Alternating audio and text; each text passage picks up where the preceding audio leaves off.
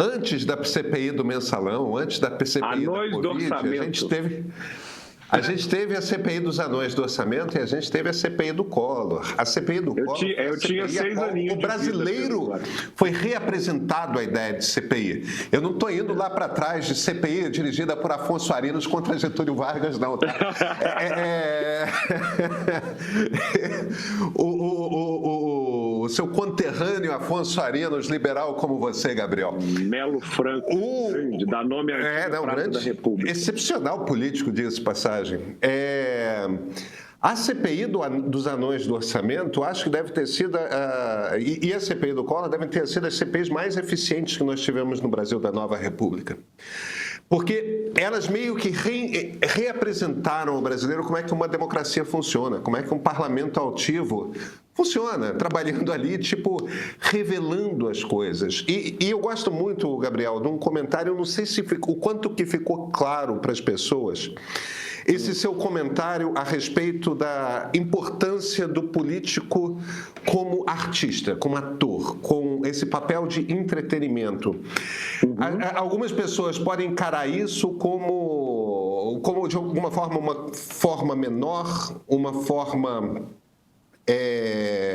o cara está forçando a barra, talvez esteja pensando num perfil mais populista e tudo mais. E, na verdade, esse jogo do carisma, essa capacidade de sedução que alguns políticos têm, mas não todos, essa capacidade de trazer um assunto e fazer com que as pessoas prestem atenção em você falando daquele assunto, essa é a arte fundamental do político. Esse é o trabalho aqui, né? Esse é o momento em que você consegue... Churchill. Ele venceu a guerra sendo teatral. Se Winston Churchill não mobilizasse a língua inglesa e mandasse ela para o campo de batalha, fazendo discursos que fizessem o povo acreditar na vitória inexorável final do Reino Unido, aqui estava perdido. Quando Churchill virou primeiro-ministro, Hitler, que era outro líder extremamente bom com as palavras, lamentou profundamente. Porque se não fosse a capacidade teatral do Winston Churchill, certamente o destino do mundo seria diferente. Gente, a política não é à toa que ela surge ao lado do teatro em Atenas. Elas são irmãs siamesas. A ágora e o teatro, separados pela Acrópole, era uma coisa só. Era num campo que você tinha, obviamente, a ideia de cuidar das pessoas e fazer a gestão, mas era em outro que você as mobilizava, as convencia. Política não é uma coisa só racional, linear, de relatórios. A política, ela exige oratória, convencimento, charme. Juscelino ergueu Brasília tendo como principal insumo as ideias e as palavras que saíam dele, né? O Fernando Henrique conseguiu gerenciar o Plano Real porque ia no domingo no programa Silvio Santos explicar a URV para o povão. Lula é o que é porque consegue se comunicar com o povo brasileiro de uma maneira raríssima vista na nossa sociedade. Bolsonaro tem o poder que tem porque também fala de um jeito que as pessoas entendam. Então, a ideia de tratar o teatro político como algo menor não é positivo, porque, como você bem mencionou, eu só tinha 6 aninhos como a CPMI dos anões do orçamento veio à tona, mas ela só veio à tona porque no passado tinham ficado 20 anos de ditadura. Na ditadura não tem CPMI, né? Nem na ditadura militar, nem na ditadura varguista, nem na Coreia do Norte, nem nos países da turminha que estava toda ladeando Lula no encontro da Rússia. Aliás, lá na Rússia também não tem CPMI, porque o primeiro que assinar, coitado, ou ele toma um chá de polônia ou ele escorrega na sacada e cai. CPMI é instrumento democrático, é lembrar que parlamento e poder legislativo existem para representar, legislar, o que o nosso faz em excesso, e fiscalizar, o que o nosso faz muito pouco. O parlamento, quando tem os representantes do povo fiscalizando algo que é um problema, isso é bom demais da conta, só. O Brasil não sofre por ter muita CPI, não, ele sofre por ter pouca. Mas assim, é importante entender que a frequência relativamente baixa de comissões parlamentares de inquérito no Brasil não decorre de nenhuma idiosincrasia brasileira, mas é o fato de existir um governo capaz ou não de montar coalizões majoritárias e bem geridas. Quer dizer, no momento em que um governo ele consegue montar maiorias e gerenciá-las bem, essa maioria não vai criar problema para si mesma consequentemente, essa CPI não se tornará um palco eficaz para a oposição. Agora, no momento em que o governo gerencia mal sua coalizão, ocorre quebras de coalizões, as CPIs elas têm o papel fundamental de viabilizar um projeto da oposição. Um bom contrafactual, a gente se lembra, no governo Temer. O governo Temer teve duas iniciativas do Procurador-Geral da República defendendo o impeachment do ex-presidente Temer, e essas duas iniciativas foram sumariamente derrotadas dentro do parlamento e não teve outras consequências, porque naquele momento o presidente Temer era um exímio negociador e gerenciava de forma extremamente eficaz a sua coalizão. Então, assim, esse é um jogo que joga um desafio para o PT e para o presidente Lula, porque o PT e o presidente Lula não se caracterizam por bons gerentes de coalizão. Então, isso não é por acaso que você se lembrou, Gabriel, justamente da CPI do Mensalão, que esses mesmos problemas de gerência já existiam lá. Lá, por exemplo, quando Lula montou seu primeiro governo, também foi um governo com muitos partidos esses muito heterogêneos e extremamente monopolistas. Então, isso é um padrão recorrente das estruturas governativas petistas e agora ele vai pagar o preço mais uma vez. Então, isso não surge, vamos dizer assim, surge de uma escolha presidencial. Em última instância, um presidente que planta muito bem um jogo com o legislativo tem no legislativo um escudo protetor. Então, montar coalizão não serve apenas para você aprovar aquilo que quer, mas para você obstaculizar aquilo que não quer. Então, eu acho que isso nunca foi compreendido pelo governo do PT, né? Os governos do PT sempre tiveram uma relação idiosincrática com os parceiros. Sempre tratou os parceiros como apêndices indesejáveis e nunca os trouxe como parceiros de fato. Então, agora, esse é o custo a ser enfrentado. Então, por isso que no início do programa eu disse, olha, ou o governo tenta dar um choque nisso e muda a chave, ou vamos dizer assim, a repercussão negativa, independentemente do desfecho, vamos dizer assim, do ponto de vista de impeachment, não acredito que isso vai acontecer, mas o desgaste político próximo de um ano eleitoral vai ser incalculável. Então, coloca o governo numa situação muito reativa no ano em que o governo deveria estar apresentando algo para convencer o eleitor de que merecia mais um mandato. Esse aqui é o problema, para a minha opinião. Agora, deixa eu trazer uma outra questão, que é uma questão paralela. Eu queria falar de um camarada que você conhece muito bem, Gabriel, que é o Nicolas Ferreira. Uhum. Esse rapaz é um talento extraordinário de comunicação. A capacidade que ele tem, certamente tem gente boa de edição de vídeo trabalhando ali, de texto trabalhando ali com ele, mas são 2 vídeos.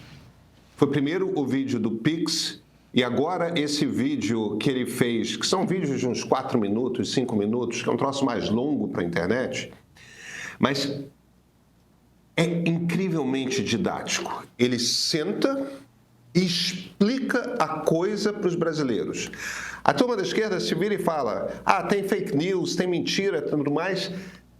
tem muito menos do que a esquerda admite. O que eu acho que, inclusive, é um problema da esquerda, porque, por exemplo, a coluna de hoje da Malu, que simplesmente fez jornalismo, ela desmonta todo o argumento que o governo tem feito de que o governo tentou, quando era oposição durante o governo Bolsonaro, tentou botar controles e tudo mais, mas que o Bolsonaro... E ficou muito claro que é o contrário. Que quem quis tirar controles do INSS sobre esses empréstimos e sobre os benefícios, quem se esforçou durante o governo Bolsonaro para tirar os controles foi justamente a esquerda. Por quê? Porque isso é uma maneira fácil de você dar dinheiro, mesmo que irregularmente, para os sindicatos, e desde o governo Temer os sindicatos tinham ficado sem aquela grana que os trabalhadores eram obrigados a pagar para o sindicato. O Nicolas está desenvolvendo, está transformando esse troço numa baita de uma arte. Tem distorção? Claro. Tem, é discurso de político. Me perdoe você, Gabriel. Mas todo político trabalha com as palavras para fazer com que... Porque faz parte da arte da política. Trabalha com as palavras para fazer com que o seu lado fique o mais bonito possível e o outro lado o pior possível, para você estender o contraste. Esperar que o Nicolas Ferreira faça qualquer coisa que não política é diferente. Mas eu acho que é importante aqui... A gente vê que a coisa com a qual a gente está lidando agora, o que o Nicolas está fazendo, o que a Tabata faz um pouco também. Talvez não com a mesma eficiência que o Nicolas, mas o que o Nicolas está fazendo não é a mesma coisa do que aqueles troços do Jair Bolsonaro, do Carlos Bolsonaro na eleição de 2018. Não é a mesma coisa que se fazia mesmo em 2022.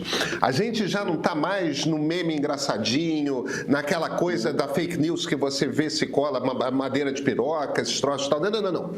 Agora, a gente está vendo um trabalho que esse rapaz faz, que é um trabalho de... Eu vou explicar detalhe por detalhe como é que esse negócio funciona para você aí compreender o que está acontecendo, o que é a situação do Pix, o que é a situação do INSS. Eu espero que quem esteja ouvindo a gente aqui, só para terminar aqui o raciocínio, Gabriel, eu espero que quem esteja ouvindo a gente aqui não entenda que eu estou dizendo que o Nicolas está falando apenas a verdade. Não se trata disso.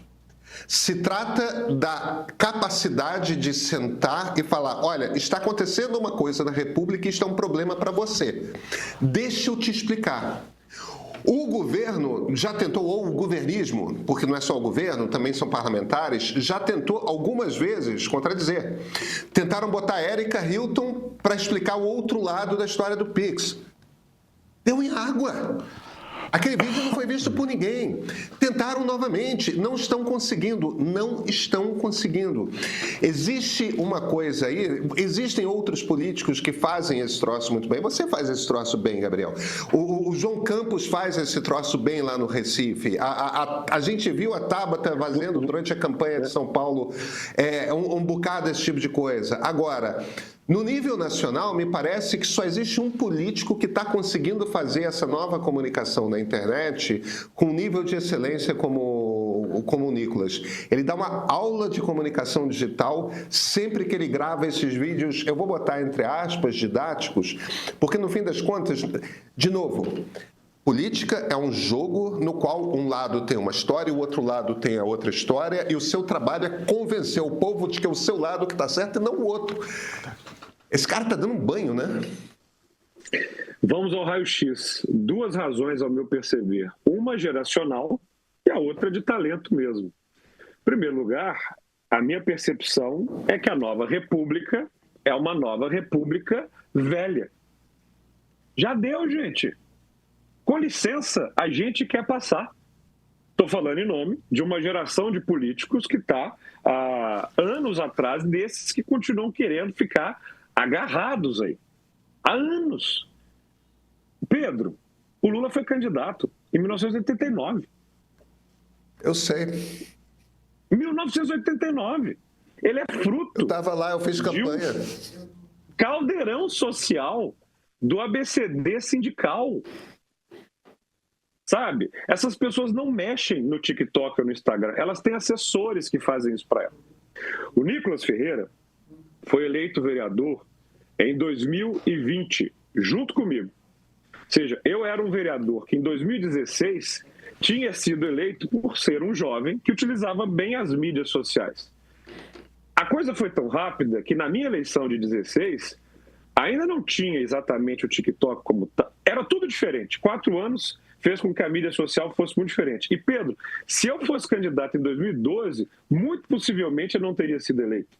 Por quê? Porque não havia exatamente o meio de alguém que não controla os partidos, que não controla os fundos, que não tinha acesso a recursos para campanha. Ou seja, mudou a lógica de se eleger no Brasil, né? Quando o Nicolas vence a eleição, eu me lembro desse momento que ele é muito simbólico para isso que eu vou falar. Estávamos eu na presidência da Câmara com a antiga presidente discutindo o voto dele para compor o nosso grupo na Câmara. Eu perguntei, Nicolas, o que você quer?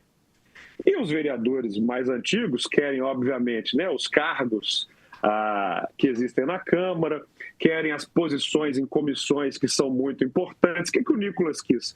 Uma cadeira na Comissão de Direitos Humanos, onde ele seria minoritário, ele estaria cercado de vereadores do PSOL, do PT. Mas o que ele queria com aquilo? A oportunidade de gerar cenas que ele transformasse em conteúdo digital. A maior parte dos vereadores, quando vai compor o seu gabinete, contrata, Pedro, aquele líder regional de um bairro que vai atrair uns votinhos para ele de lá, faz, né, um loteamento com lideranças. O Nicolas montou uma agência publicitária.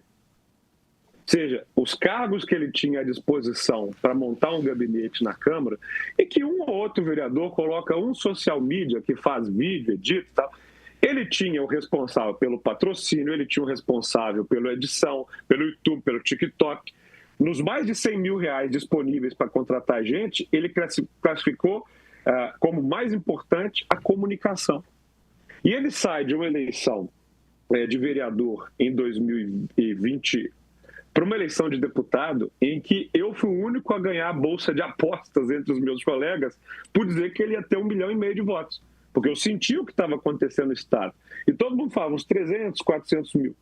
E aí o que o Nicolas vira, portanto, muito mais do que um ativo de comunicação, e mais uma vez é preciso desenhar para que todo mundo aqui fique na mesma página que o Pedro colocou, nem eu, nem o Pedro estamos aqui concordando com a ideologia, concordando com o que se fala. Nós estamos fazendo uma análise de método que outras pessoas deveriam fazer e aprender. O uso correto da ferramenta de comunicação no momento político que você vive. E eu não consigo perceber também, Pedro, outro que faça com essa ciência. Porque a partir do momento em que ele vira um deputado federal de 1,5 milhão de votos, as perspectivas para a chapa de deputado federal do PL em Minas Gerais em 2026 são as melhores possíveis. Vários outros políticos que não entendem tanto de como usar o TikTok querem estar lá, porque supondo que ele terá 2 milhões ou mais de votos, ele já carrega vários. E ele vira um ativo, olha que ironia, para o Valdemar da Costa Neto, que quer muitos deputados federais no seu partido, o PL, para ter mais fundo e mais tempo de televisão, e não conta no Amazonas, em outros lugares, com isso. E tem mais uma coisa aí que é importante destacar sobre o Nicolas. A semeadura de vários Nicolas pelo Brasil. Na campanha agora de vereador de 2024, ele não só elegeu o Pablo, o vereador mais votado de Belo Horizonte na Câmara Municipal, como candidato dele. Ele elegeu vereadores que seguem esse formato digital no Brasil inteiro, criando não só, obviamente, uma rede de apoio, mas um processo de transformação dos agentes políticos que, na próxima eleição, estarão disputando deputado estadual, deputado federal, no Brasil todo. O que está acontecendo, Pedro Doria, e que esses políticos aí não estão vendo, é que há uma mudança geracional claríssima, em que a nova república já caiu de podre. Com todo respeito que eu tenho pela nova república. Sou fã do Tancredo, do Ulisses e tudo mais. Mas há uma transformação acontecendo. Posso falar? Gabriel, deixa eu dizer uma coisa que complementa um pouco o que você está falando, mas ao mesmo tempo gera um desafio, né? Porque a história política do Nicolas Ferreira até então está muito ligada ao bolsonarismo, né? Então, está muito conectada com toda essa cauda de Bolsonaro, né? O desafio que eu acho que vai ser criado para ele e para outras lideranças que você identifica emergentes, que têm o mesmo perfil digital e ágil e eficiente nas mídias sociais, é como se livrar desse peso, né? Porque logo, Bolsonaro possivelmente se tornará tóxico. Eu não tenho mínima dúvida disso, certo? Então, vai exigir muita competência desses políticos que, de certa forma, devem a sua carreira política meteórica à influência direta do ex-presidente, né? Então, como vão fazer essa transição? Porque com a ausência de Bolsonaro no pleito de 2026, é uma janela incrível para a direita, para a centro-direita, aproveitar essa janela para tentar emplacar alguém, vamos dizer assim, com carisma, competente e que vença as eleições. Porque, e principalmente se for alguém que não tem a sua carreira diretamente dependente do bolsonarismo, embora não possa abrir mão dos votos de vários desses bolsonaristas para ser eleito, uma nova perspectiva se abre no Brasil para a direita, né? Porque a gente sabe muito bem que candidaturas eficientes para o Executivo Federal que conseguem se tornar vencedoras, elas não estão diretamente, vamos dizer assim, não tem um impacto apenas conjuntural para aquele mandato específico, mas para uma determinada trajetória. É o caso, por exemplo, do próprio PT, né? O PT se transformou no principal partido de esquerda porque, em última instância, conseguiu passar para o segundo turno em 1989 com Lula contra Collor. Então, se tivesse sido Brizola naquela época, talvez o PT não tivesse feito tanto sucesso como fez o PT. Fernando Henrique, por exemplo, conseguiu emplacar o PSDB como alternativa de governo em função da efetividade que teve no primeiro turno em 2 eleições consecutivas. Então, uma vitória eleitoral para um cargo de presidente da República é muito efetivo. A esquerda perdeu essa oportunidade.